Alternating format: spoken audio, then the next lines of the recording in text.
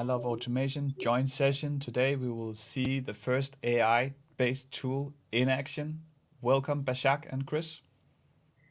Hello, Anders. Hello, everyone. Hi, And everyone. welcome to all you I Love Automationists out there. We will see how this amazing tool works. You can put in your questions in the chat. I promise that Bashak and Chris will answer each one of you. Just put it in and we will take the questions in blocks. Bashak, can you introduce yourself? Sure. Hello, everyone.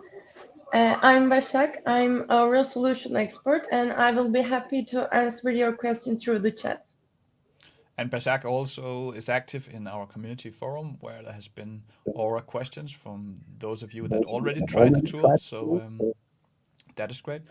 And Chris, what a lovely t-shirt you're wearing today. Hi, thanks, everyone. Nice to meet you. Sorry, there's just happened to be a fire alarm right when we started, so I'll try to go through it and yeah, hopefully it doesn't disturb us too much. Great. Is it not in your place that there's a fire, right? No, they're doing testing, but it wasn't. Yeah, I think they're doing testing. Yeah, I apologize. No problem. And Chris, Yeah. it's your screen that we're seeing here. So we have two instances of Aura. Can you tell us what we're seeing right now? Yeah, so we've got the Aura Digital Worker, which is one component of the solution, and then the Aura Desktop Assistant. So the Aura Digital Worker is what does the work. It executes the work, and then the Aura Desktop Assistant is like your studio where you can create the automations. And we need a worker to make our workflows to run, right? Or to have them run. Correct. Yep. You need both of them to make it run. Yep. The worker can be on a remote machine. That's the purpose. Like it could be on a separate machine, and you can connect the assistant to have it run unattended. Great. And Chris, every time I post about Aura on LinkedIn, I get a ton of engagement and people wants to learn about the tool. It's also on our I Love Automation community forum. It's also huge interest. So I'm looking very much forward to see document processing today and what else you might have. Great. Yeah. So let me get started. So in the Aura Desktop Assistant, I have a folder here that I already created before I Love Automation. So I can click New and Workflow. And what I'm going to do is show a simple example of how you can use Aura to do PDF extraction. So I'll just go simple PDF extraction. Okay, and then I've got a file here, FedEx invoice 2. I'll just open it up. So this is an invoice that Aura has not been trained on before. But let's say we need to extract information from this. So the first thing is I'll just take the path to this file and we'll create a variable called PDF. So variables in Aura use a $sign. So that's just creating the variable, and then I can use a command, extract from, okay, and that will tell it to extract from the PDF. There's also optionally commands over here where I can use find for the PDF to extract from it, like this one, but you can just type it as well. What will an experienced Aura developer do? Because I like the simplicity of the text. I can just, it's literally one action is one line. I love that. But do you use these predefined blocks, commands, or do you actually just write, Chris? An experienced Aura developer would just type it. You could copy paste from existing snippets and or just type. Yep. And then since it's text, you know, it's easy to transport. So if I needed to send it to someone, I just message them in Teams and say, hey, does this look right? And it's easy to kind of to work with it like that. But yeah, so we've got these three commands. So one is just pointing to the file. This is going to extract from the file. So I'm just starting off really simple, obviously. Okay, and then I'll just hit start. Okay, so it's running. On the right, there's logs there, and At the bottom, you'll see that it's doing the extraction now. And while it extracts, I can tell you guys out there that there's a free Aura community version you can go download, and then you can replicate everything Chris does today. And I must say I'm very impressed about the tool. I've been creating 2 handful of workflows, and they all worked like a dream. It was very easy because, yeah, we will see that, how easy it is to operate, so I won't spoil Chris's demo for now, but just to tell you that you have something to look for in this session. Yeah, there's a free version. And just so everyone knows, the free version, you can also do PDF extraction. It does have some limitations, like there's additional credits, work units they're called, that are used with the free version. But with the professional and enterprise, the paid version, it doesn't have additional credits used. So, but we can go over that in another session. So here it's been extracted and then it paused. It had a pop up and I closed it. I can resume from down here, but I added the pause so that we can see what was extracted. And there's a variables panel where I can see the extraction. I can also click up here to open the inspector. It's inspector window, which is the same thing as clicking this open button. And basically this just gives me a bigger window to work with, where I can see the values that were extracted automatically. So I'll open up the FedEx document again.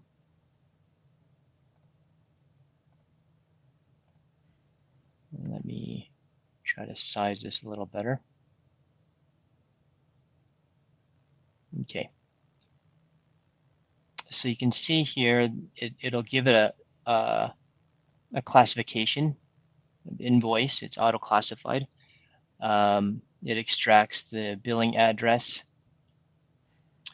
and the date. So you'll notice that these dates will get auto-formatted as well, so they'll be consistent. So if I had many of these, they would come in the same format, even though it's January 03. So then you can easily convert those as needed when you're working with fields.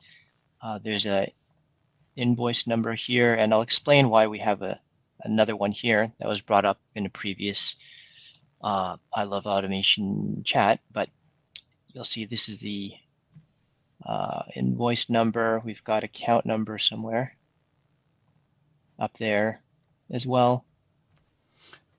And what techniques do Aura use here to extract this information from this PDF? Yeah, so it uses both Azure Form Recognizer and Base64 services. Those are configured also in the Aura worker, so you can turn one off or keep them both on. They're on by default. So if I go to detection settings on the worker, in here you'll see that it's configured here.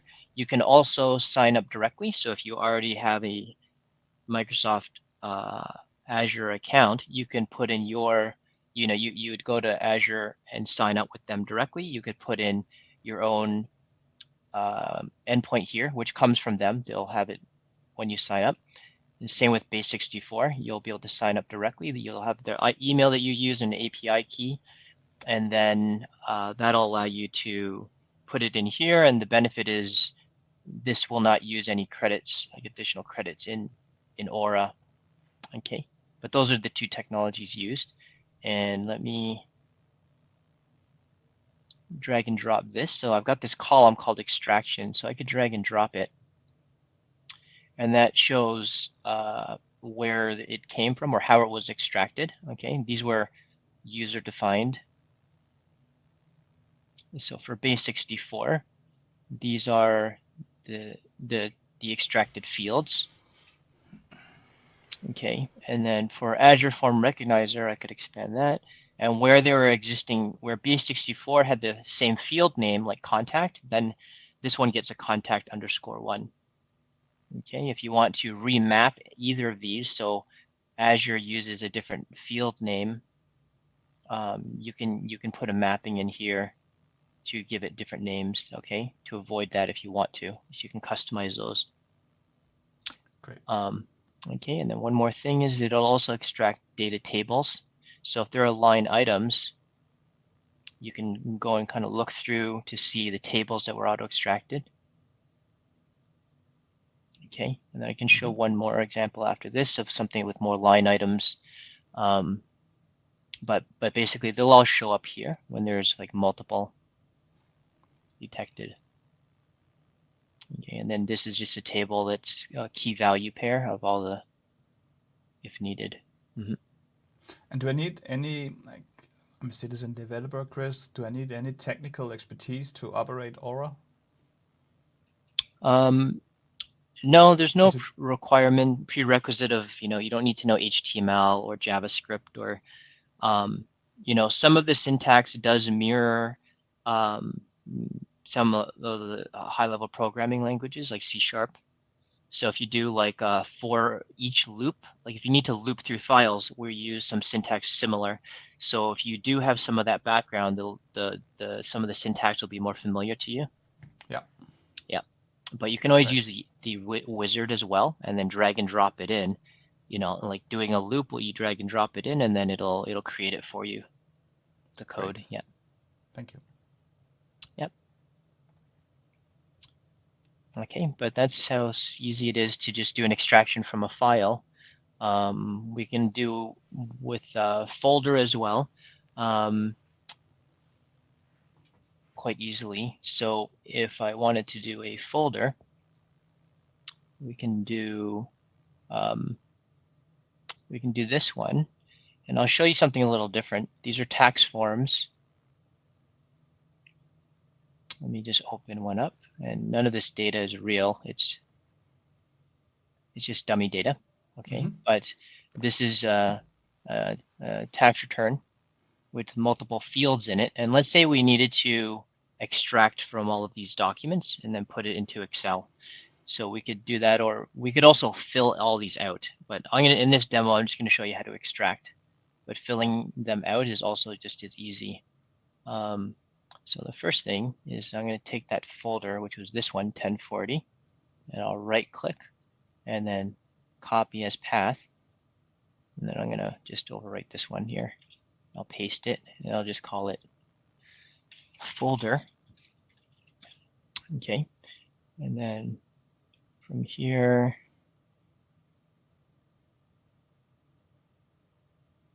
I'll go to for each loop.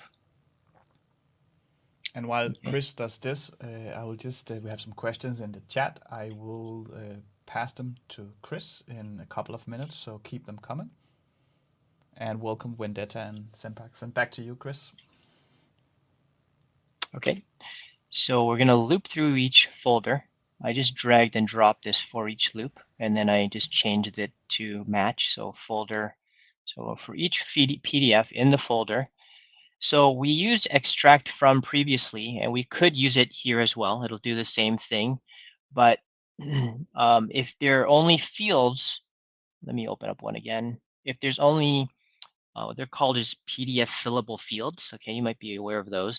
So there are special fields that, kind of have this, when you hover, it has this box over it, right? There's a lot of forms and documents that have these fillable fields, and they're created with Adobe Acrobat Pro or Adobe DC. So these PDF fields are special fields that we can tell it to extract from. And if we use extract from, that includes the PDF fields, but it takes longer. If I do extract fields from, it'll be faster. Okay, it's only going to extract from the PDF fillable fields and not use Azure and Base64 services, which also will not use any credits this way. So let me do that, and then I'll just add a pause. Okay. So I'd save, and so when you're doing this, it's very important to use pauses a lot as you're kind of debugging. It's kind of like breakpoints. You can also use /break for breakpoints, okay? But I won't get into that here, I should say. It So let's seems hit very start. simple, Chris. Like I have these lines with simple commands, and each line is a new command for Aura. It's compared to what I'm used to, where it usually takes up a lot of space. I can easily see what's going on here. Yeah, that's good. Yeah. Yeah, so here it's extracted from the first file. I'm going to scroll down because I know that my PDF is sorted alphabetically. So the PDF, I can just put my mouse over it. So it's the 1040 with the one, squiggly one. So I'm going to open that one. So and when you add the pauses, then you can preview what was auto extracted. Okay. And again, it's important to add the pauses. So as I add the pause, I can say, okay, I'm going to look for Sandra G. So I can open the inspector from here as well.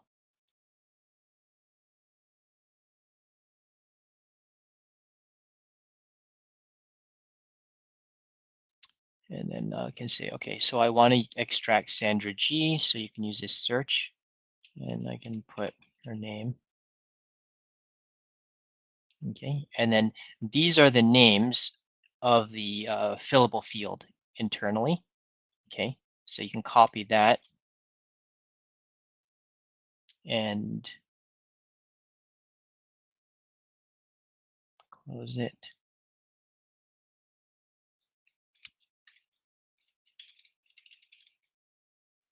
So I can tell it show message box. So it's not showing up here with the auto detect because I am using, it's in the middle of our automation. So I'm gonna hit cancel first. Is that the fire alarm again, Chris? Yeah, sorry about that. They just, I think, said that it's finished. So, Great. so that's done. Thanks. And sorry everyone for that. I didn't realize that was happening today. But okay, so we're gonna extract fields from the PDF. We could show a message box just to show that it's working. And you can see there's lots of fillable fields, but a lot of them don't have values. So I'll just to verify.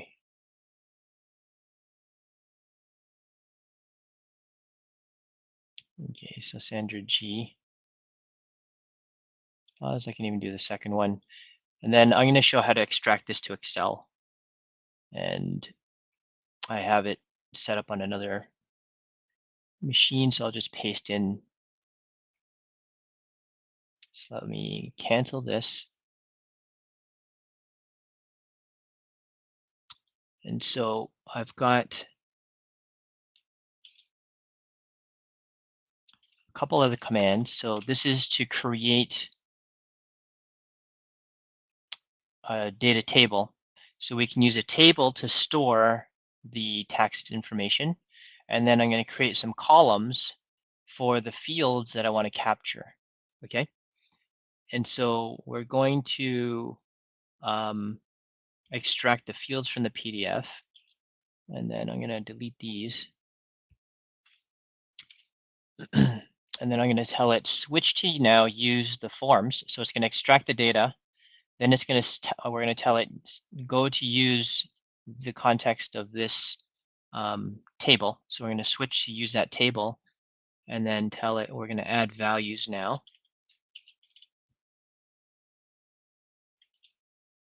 Okay, so we're going to add a row to that table. And then I'm going to tell it at the end, there's some other commands. So again, it's stuff that you can find under the command section. But we're going to tell it at the end, okay, finally, after it's finished looping through the files and adding the rows for each tax form, we're going to tell it add the result, tax forms. What we call behind the scenes is called a result package, okay? Basically, you can add multiple files, you can add a single file. In this case, it's just one file or a table. We're going to tell it add these to the result package and then send the results back to the user, the desktop. In this case, to me. Okay, so I'll hit save. And so what it'll do is it's going to loop through here and then extract from the tables. And we'll take a look at some of these files and the Excel that's produced. Great, Chris. And while it runs, We have a few questions. I will get back to you, Sempax, but I will start with Vendetta Snares, and welcome to the stream. Asks, can we filter out auto-generated variables from the view? I see that they take up a lot of space. That's a good question. So right now, the auto-generated variables will go out of scope automatically, like other programming languages. So if you're in a for each loop and they're auto-generated, when it's out of that loop, they'll disappear. Right now, there's no way to manually remove the variables. We'll likely have some commands coming out. Like we already have in the roadmap to add commands for, find a variable dynamically by name. So we'll also likely have something where you could probably delete, certain variables based on the source. Like one thing you can do is also, let me show you. This is almost done, but you can also turn off extraction for certain things. Like right now, there's lots of variables because we're using every extraction possible. So in some cases, as you learn Aura, you might say, okay, I only need base64 for this, not Azure Form Recognizer, or vice versa, or you may need, certain cases. So there's some commands in here.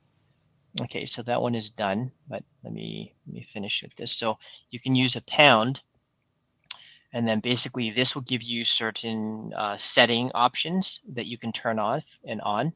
So like confidence for OCR, debugging if you want to turn it on. And then there's also for using Azure Form Recognizer or base64.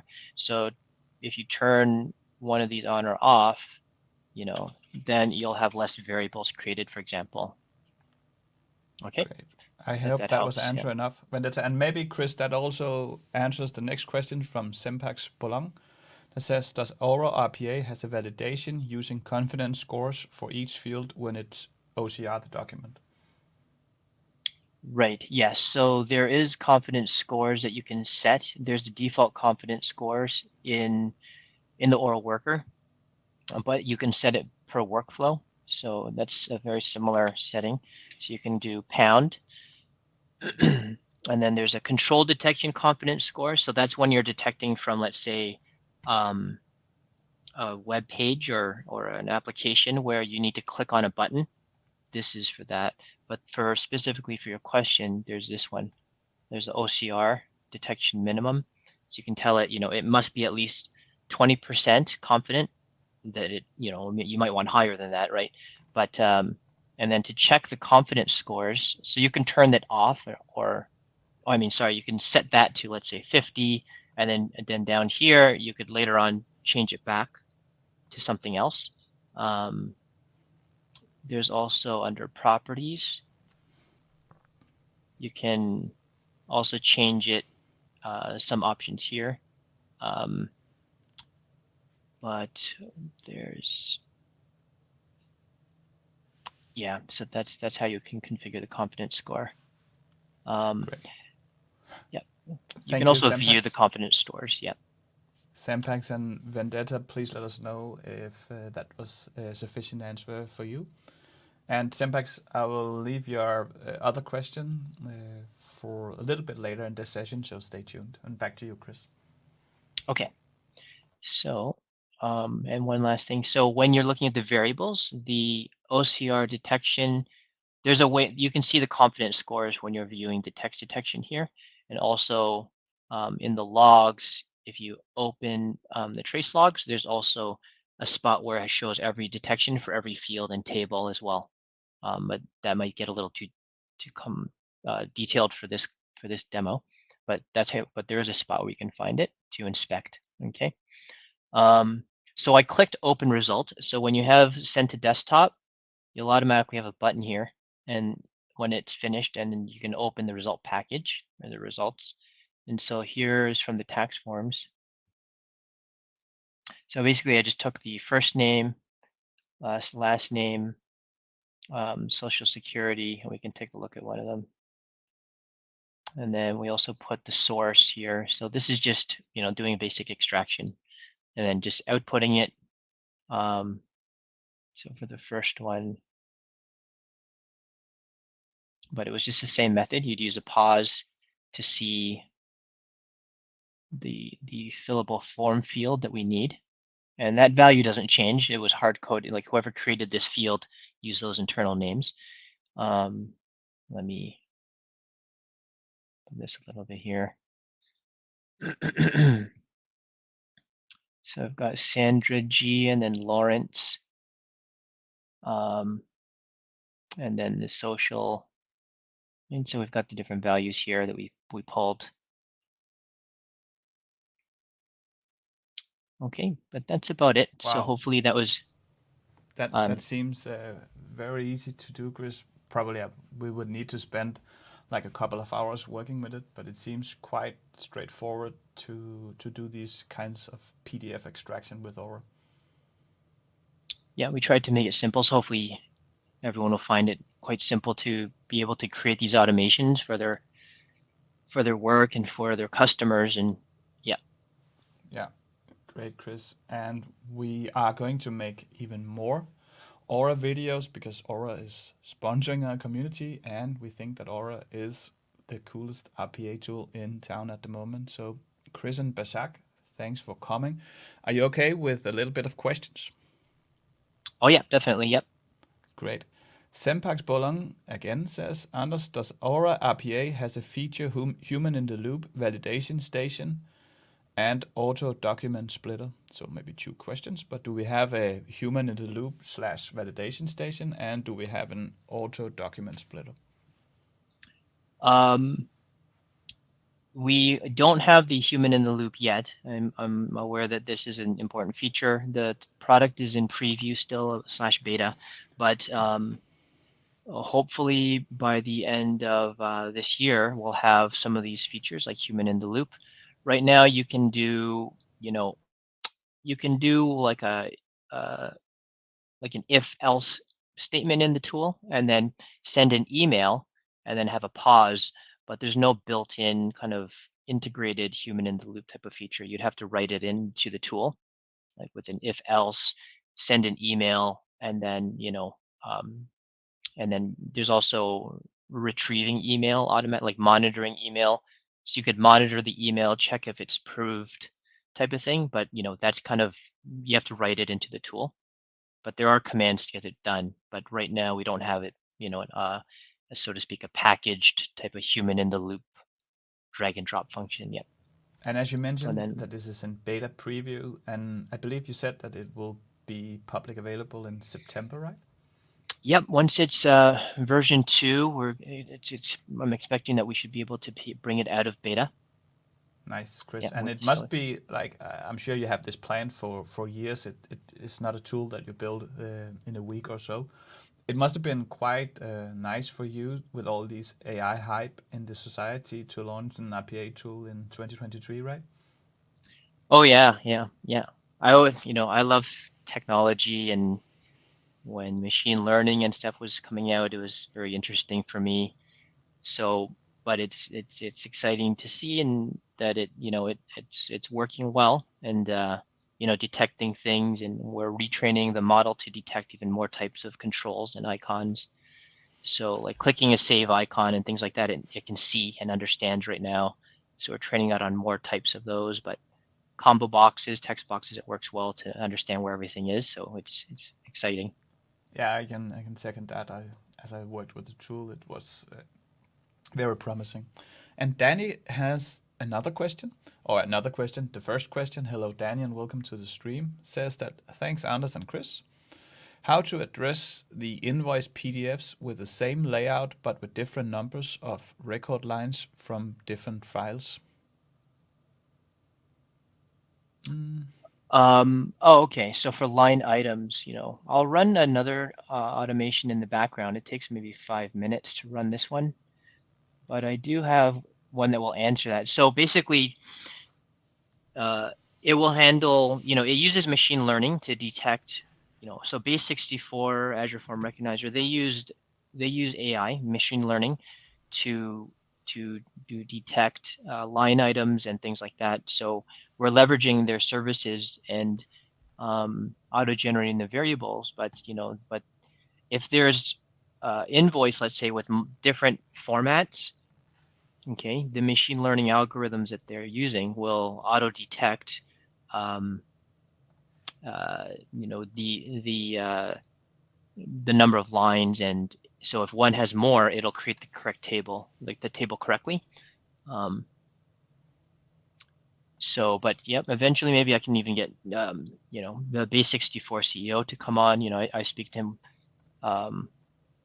regularly, quite regularly. So yes, the Base64 we have a strategic partnership with, and they have a very good product, so that it'll detect the formats. And even though if one is called invoice number and then one is called invoice no dot, the variable that gets generated will still be called invoice number, like the same. So if you're extracting from different formatted invoices, they'll have the same variable name, but the values, even though they have different structures. Okay, there's one here that will show us, and I'll just run it and let it finish while we're finishing the questions. So this one is, I'm going to use for, just show you quickly. This one is pulling data from mixed invoices too. So this one has different invoices and they have different formats. But basically what it's going to do, and these have different line items. So I think that was the question. How does it handle, right? So these are different values. And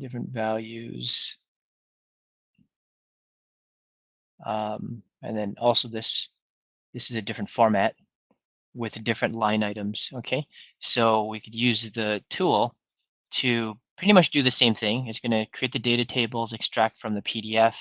We could also specify here if we want to that it is an invoice, but the auto detection works as well, very well. But specifying it just makes it a little bit faster. And then basically this is just looping through, getting the line items. So let me run this while we're chatting, and then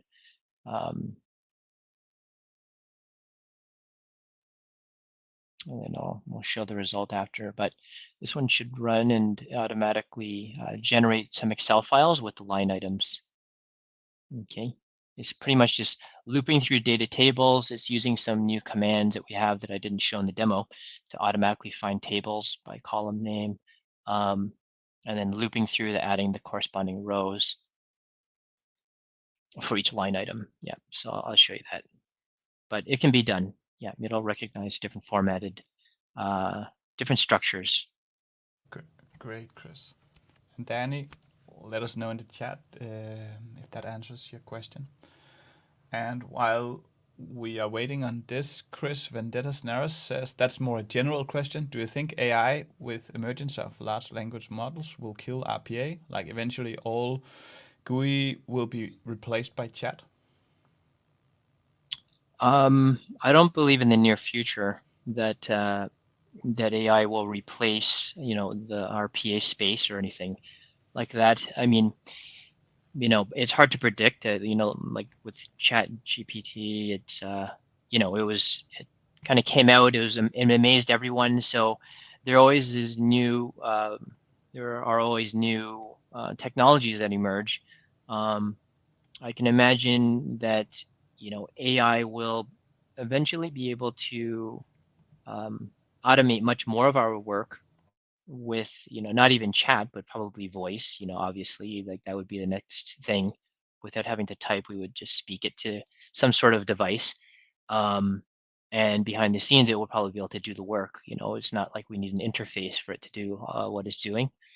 So to answer your question, I don't think in the near future, in the next 5 or 10 years, or that the automation will get replaced with AI.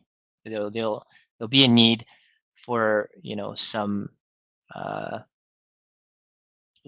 like a man in the loop, person in the loop, but I don't imagine it replacing it anytime soon. Great, thank you, Chris. And Danny says he was the one with the questions about this flow that we're running right now with the same PDF layouts. And he says, thanks, Chris. It's really a strong business case in real life. Again, appreciate it. Yep, no problem. And to you out there, if you want to support Aura and this channel, you can just like this video, then we will have the video go out to even more in the coming days. So appreciate it if you do, or if you just watch, also appreciate it. Chris, how long will this be processing, you think? I think it might have got stuck. So yeah, it's in the samples. So if you download the sample, it's in the folder here under PDF. You can try running it. It might just be on this machine, but I tried a I lot of think these sample flows, not the PDF ones, but a lot of the other ones. Just to learn about the tool, it was quite easy because then I could see the code and I could try to replicate or edit to my needs. So I can definitely recommend going into the examples and into those subfolders. Did you create all these, Bashak? I'm sorry? Did you create all these example flows? Not only me. Some of them. They're very good. And all these comments as well, then it's quite easy to pick up learning Aura. so. Yeah, it might be stuck. I'm not sure. I'll have to check on this again. But yeah, you can try it out in the samples. I'll just cancel this one. I'm not sure. That one's not running. Let me see if I have another.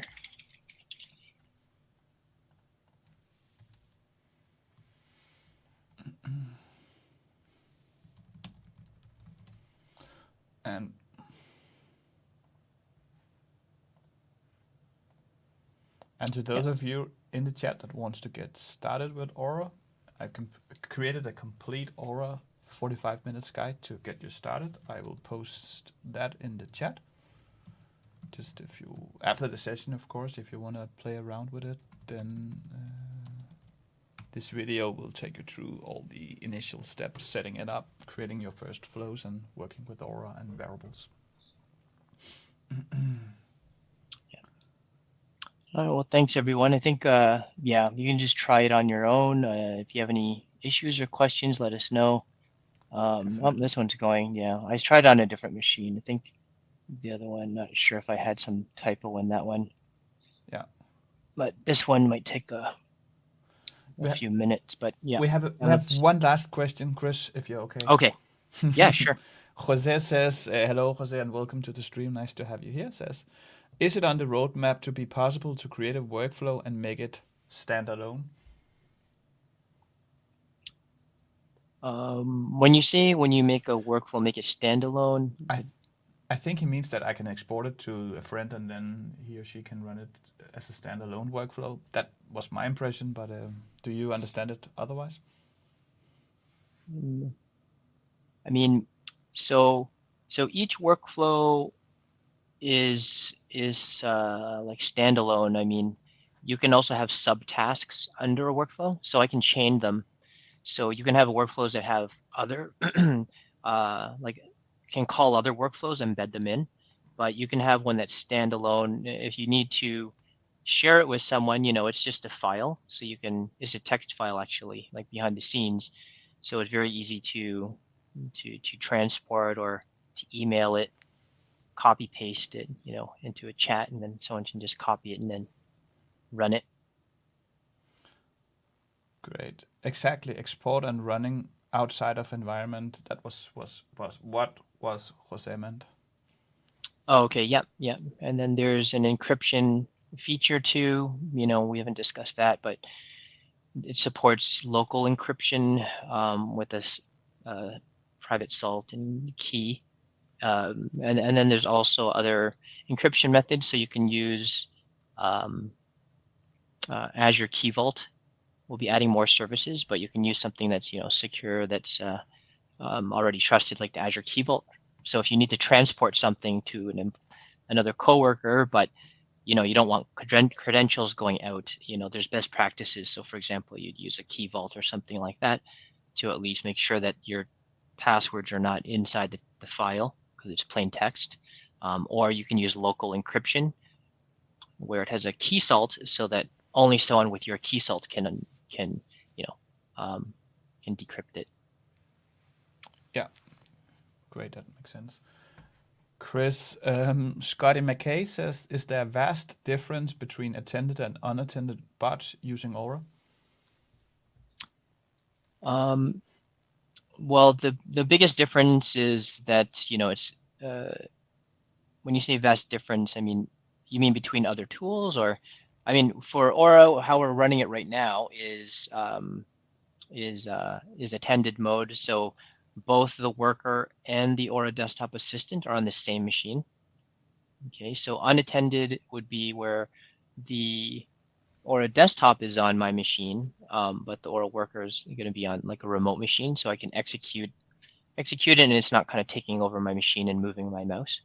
I think that's what you mean, but let me know if not. Basically, So yeah, we you need can. to so we need Yeah, to install a worker on a third-party machine to be able to run it unattended, right? right. So you would need to have it on a separate like machine, such as a virtual machine, to run unattended. We're not hosting like a cloud service for us to host it. So your organization, or you would need to have another machine. If you have Windows 11 or Windows 10, you can enable Hyper-V Manager and have your own small VM on your local machine. If you want to, that works as well. We've tested that.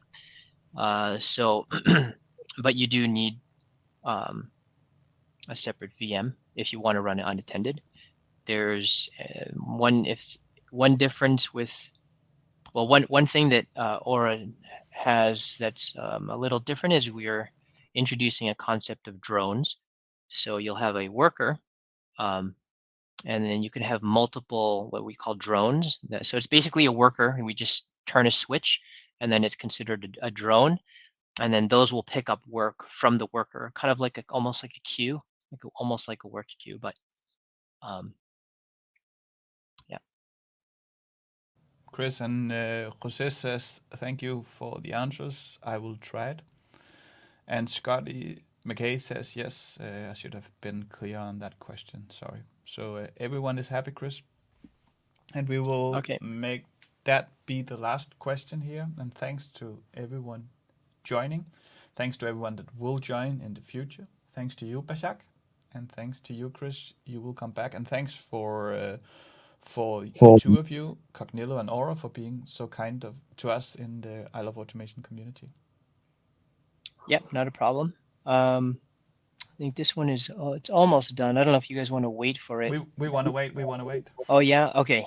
Yeah, and obviously it's in beta. It's been, it's using every extraction, so we could turn off some extractions to make it run faster, and we'll be continuously tweaking the product as well.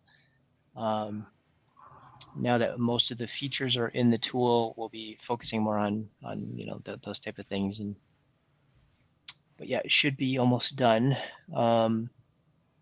Yeah, and right now it's using both Azure to do extraction plus base64. But yeah, it's just about done.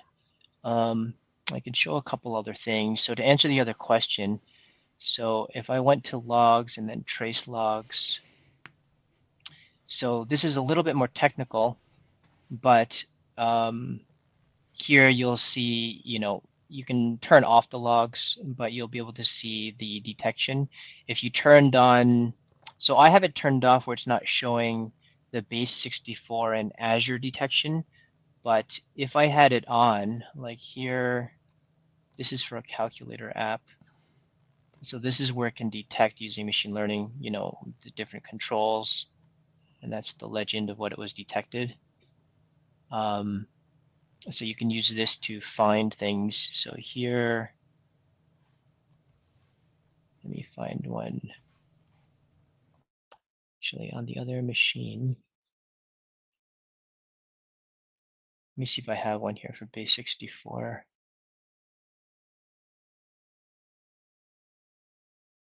Okay, so here we have one for base64. So I can open, oops. Okay, so let me put this into something more readable.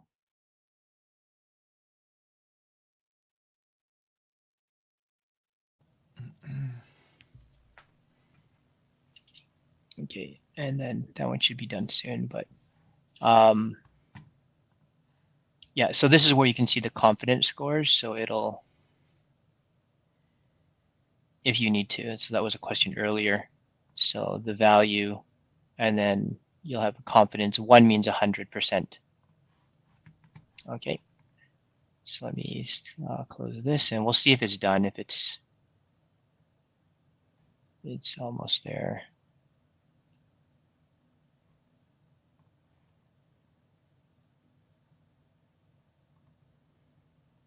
Oh yeah, and this one has more invoices. So this one, let me see how many invoices were in there.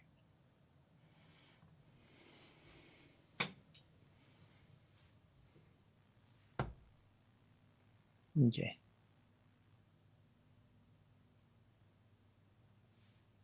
And normally it should take about 5 minutes, but I don't know if there's some delays somewhere. Maybe we should let this run, and then we can, each one of us can build this back at home afterward, right, Chris? Right, yeah. Yeah, you can try the samples as mentioned before. So I'll just let this run and then, yeah. Sorry about that. Yeah, I was hoping I No would problem, Chris. be able to We saw see it. we saw it worked, so I thought that was nice. So to all of you, and especially you, Chris, and you, Bashak, thanks a lot for joining, and see you very soon because you will come back for more sessions. Yep, thanks so Thank you, much. Chris. Thanks Thank you. everyone. Thank you. Bye-bye. Thank you. Bye Bye. bye.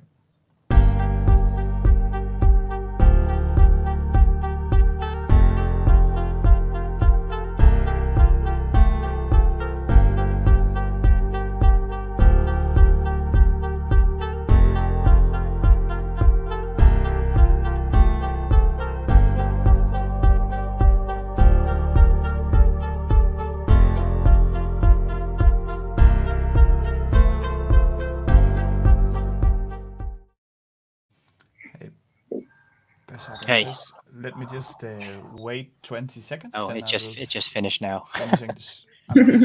I'm finishing the stream, so let me just give me 20 seconds. Then this will not be Okay. part of the stream, but I'll just make it end. Yeah, I don't know why it took so long that time.